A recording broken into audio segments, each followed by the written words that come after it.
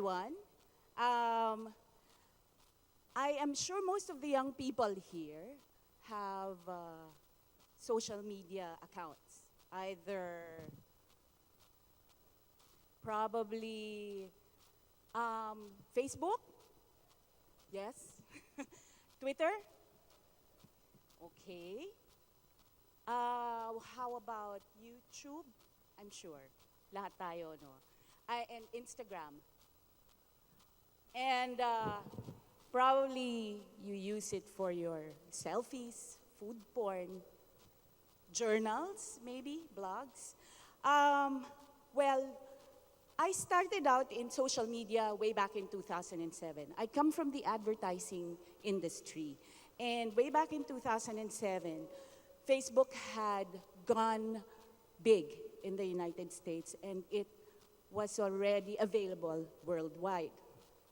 My boss in the advertising agency that I worked with actually, teka, that's my page. Actually told us, all of us creative directors, to open a Facebook page. Why? It was because, as he said, this is going to be the media of the future. So you better get into it to find out for yourself firsthand how it works, how it will develop, and how it will benefit, of course, first and foremost, because I'm in advertising, the industry, and, well, eventually I learned that it encompasses so much more than advertising. In fact, late ang advertising dito. Okay? So, my use of Facebook at that time was to write my journals, which was open to my public. My public being my family, my office mates, and sino pa ba? Close friends ko, the first ones who joined Facebook. And eventually, it grew from 2007, it grew to about 500 because soon after, yung mga ex-classmates ko from way back grade school became my friends also. Also my ex-office mates, ex-boyfriends, lahat ng mga exes, nagsama-sama na, no? And so my initial small group of close family and office mates grew. But it grew to a relatively small group pa rin. My first taste of using social media for more than expressing my little world of family and work was in 2011, March 2011 in fact. This was when on my page, suddenly there was this video of the dancing boy on this noontime show. I don't know if you remember that, and I don't know if you were in high school then, probably. And that was my first-hand experience on the power of social media. Because that image, that video, moved me so much that I became so angry, and I had to tag people I knew, friends I had, that I thought could reach the powers that be. You see, I have 3 boys, and it actually hit me hard that if my boy was in that boy's place, I can't, and I wouldn't take it at all. And I work with clients, advertisers. And at that time, it also actually dawned on me that my clients or advertisers that I deal with on a day-to-day basis really did not so much. They only cared about ratings. Now, fast forward to July 12 of this year, the Napoles pork barrel scam. Okay. At July 12 was when Inquirer first published its first of a series on the scam, the PDAF scam, no, investigating it being investigated by the NBI. And then from July 12 to August 15, online news, actually, I was very, very intent on looking for more information. Online blogs, even comments on blogs, and even the FB page by Anonymous to find out more details on the pork barrel scam. It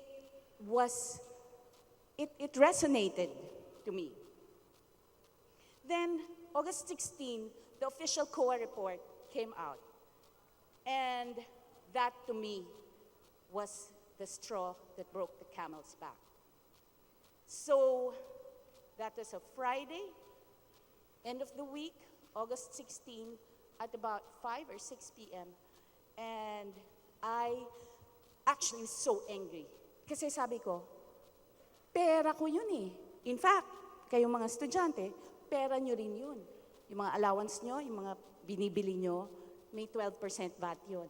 So part of your money, actually, napunta doon.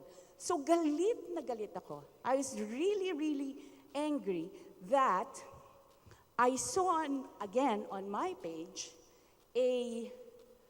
actually a concept of a protest that came from someone I didn't know, who was not my friend, not in my friend list, that is. It came from Ito Rapadas. And he was the one who said, let's do a million people march to protest against this pork barrel fund scam. Immediately, I reposted it. So when I reposted it, within a few minutes, I got calls from my friends, I got personal messages, flooded inbox, and even calls to my office, no, asking me, sabi, sige, Peachy, let's do that million people march. Saan? Kailan? Ako naman, buti na lang, Friday yon, end of the day, one of my co-creative directors, we sat down, sabi namin, okay, kung gagawa tayo kung magpoprotesta tayo, tayo lang. When will we do it? Where will we do it? August 16, August 21 was a holiday, but it was too soon. I felt it was too soon, having only less than a week to prepare for it, no? And then, the following holiday after that was August 26, which was araw ng mga bayani. So sabi ko, okay, more than a week, less than 2 weeks, mainit pa, why not? And sabi namin, it should be in a place where even if we don't have a permit, we will not be told to leave. So sabi namin, Luneta, bakit hindi? It's a holiday, pwede kang mamasyal, pumunta doon, kaya may permit or not, pwede, diba? So, that was what I did. I posted August 16 a call to action. That's what we call it in advertising lingo. Call to action. Tara, mag-million people march tayo sa Luneta, August 26, araw ng mga bayani, dahil tayo ay mga bayaning taxpayers. We pay our taxes on time and in full. And I think that resonated so well to everyone who does a living and earns and does work to earn a living, no? And so on August 26, netizens and ordinary citizens gathered at the Luneta for the Million People March protest, calling for President Aquino to abolish the pork barrel. 2 days after Napoles surrendered to President Aquino. After that, actually, I read a column by Randy David, and it was a very insightful one. And in that column, he said, today's protest actions typically have their origins in the most casual comment pitched in cyberspace that grows virally until it finds a confluence of motives. As vague as their beginnings are, their goals remain equally undefined. They recruit attention, not members.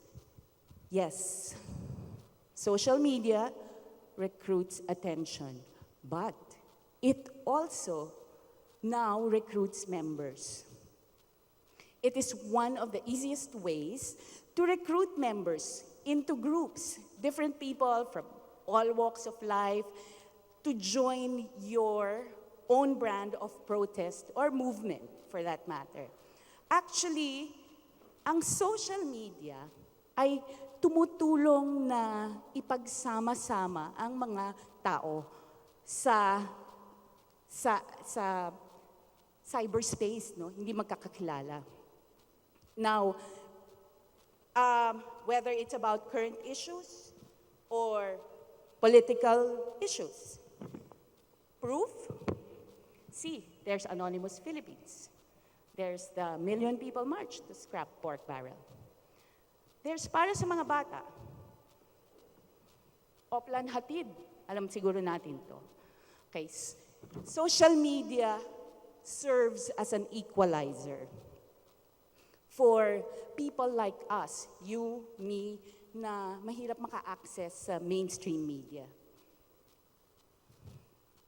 It has democratized and made real one of the most important freedoms that we should all exercise, yung free speech. Because of it, we are able to participate on issues or causes na before we never even bothered about. Our rants, our opinions, our praise, including our stupidity, ignorance, and shallowness, it gets amplified by social media. Because we get to have a louder voice. Sa social media, hindi tayo nag-iisa. We have a better chance of being heard. What used to be a soapbox or a stage and a bullhorn or a microphone for venting, social media has replaced. And this actually makes for a lively discussion, participatory democracy. Now, ano yung mga examples? Unang-una yung willy-nilly dati. Abuse of children on media. Nagkaroon ng online deluge against the show and also TV5. Ano yung result? MTRCB, KBP, PANA, DSWD, lahat ng mga agencies together took action. There came out of it stricter guidelines in place for children working, guesting in media. Advertisers became more conscious of content, especially when it comes to children. And ito, nangyari lang to this year, last October. TV5 didn't renew that host's contract. Another example, Napoles pork barrel scam. Viral, which led to the MPM at Luneta. Result, spread of more protest actions to pressure government. Lumabas yung 100 Days, MPM Matayala, Scrap Pork Network, launch, CJ Puno's People's Initiative, and Pirma. November 19, just a few days back, Supreme Court declares PDAF unconstitutional. And the court order for all prosecutorial organs of government to investigate, prosecute all government and private individuals for criminal offense involving the irregular, improper, or unlawful use of funds under the pork barrel system. And most recent, Yolanda relief effort, private citizen mobilization, nationwide and worldwide. This is proof that social media is an equalizer, and it is also proof that it works. It works if we use it well. Can you imagine kung walang social media? Nagawa kaya natin lahat ito? Siguro matagal. For the first time, we are able to share our views directly to the public. Whether it's a rant, a praise, a critique, more importantly, we actually see that through social media, we are able to affect policies and instill change. And that's what Conrado de Quiro said, government cannot fight this, nor should it. However stormy it gets, however contrary it gets. Social media has allowed us to find our voices again. It's the new way to engage and create conversations with others, including the powers that be.